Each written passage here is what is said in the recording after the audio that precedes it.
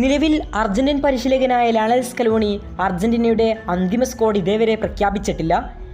ഈ 30-ാം തീയതിക്ക് മുമ്പായി ഫിഫക്ക് അന്തിമ സ്ക്വാഡ് കൈമാറേണ്ടത് നിർബന്ധമാണ്. ഈ 30-ാം തീയതി തന്നെ പ്രഖ്യാപിക്കുമെന്ന് നമുക്ക് കരുതാം, അല്ലെങ്കിൽ അതിൻ്റെ ഉള്ളിൽ തന്നെ സ്കലോണി പ്രഖ്യാപിച്ചേക്കും. നിലവിൽ സ്കലോണിക്ക് ചില സംശയങ്ങളുണ്ട്. സ്കലോണിയുടെ പ്രിയപ്പെട്ട താരമാണ് ജിയോവാനി ലോ സെൽസോ. സ്കലോണി പരിശീലകനായി സ്ഥാനമേറ്റെടുത്തു മുതൽ മധ്യനിരയിലെ നെടുംതൂണ ലോ സെൽസോ. 2021 കോപ്പയ്ക്ക് മുന്നായി ലോ സെൽസോ പരിക്കേറ്റ് ടൂർണമെന്റിൽ നിന്ന് പുറത്താകുന്നു. അതുപോലെ തന്നെ 22 ഖത്തർ വേൾഡ് കപ്പിൻ്റെയും അവസാന നിമിഷമാണ് ലോ സെൽസോ ഇഞ്ചുറി കാരണം ടീമിൽ നിന്ന് പുറത്തായത്. ഏറെ ബുദ്ധിമുട്ടായിട്ടാണെങ്കിലും സ്കലോണി ഒടുവിൽ ആ പൊസിഷനിലേക്ക് താരങ്ങളെ എത്തിച്ചു.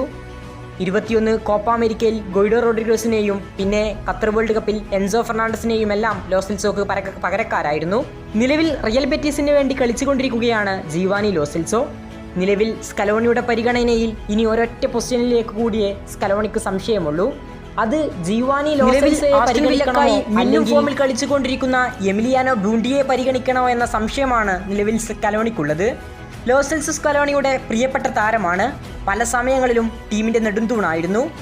ബൂണ്ടിയെ ആകട്ടെ നിലവിൽ ലോ സെൽസോയേക്കാൾ മിന്നുന്ന ഫോമിലാണ് ഈ സീസണിൻ്റെ അവസാന ഘട്ടത്തിലൊക്കെ കളിച്ചുകൊണ്ടിരിക്കുന്നത്. താരത്തിന് കോൾ വരാൻ സാധ്യതയുണ്ട്.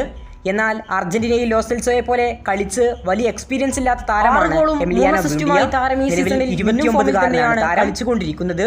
ഇനി സ്കലോണി ഈ 2 താരങ്ങളിൽ ഒരാളെ മാത്രമേ പരിഗണിക്കാൻ കഴിയൂ. ഇവിടെയാണ് നിലവിൽ പരിശീലകനായ ലയണൽ സ്കലോണിക്ക് സംശയവുമുള്ളത്.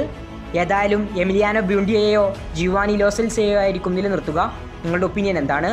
ഏതായാലും ഈ അടുത്ത മണിക്കൂറിലോ ദിവസങ്ങളിലോ തന്നെ സ്കലോണി 26 അംഗ അന്തിമ സ്ക്വാഡ് പ്രഖ്യാപിക്കും. കൂടുതൽ ഫുട്ബോൾ വാർത്തകൾക്കും വിശേഷങ്ങൾക്കും വേണ്ടി ചാനൽ ഇപ്പോൾ തന്നെ മറക്കാതെ സബ്സ്ക്രൈബ് ചെയ്യുക.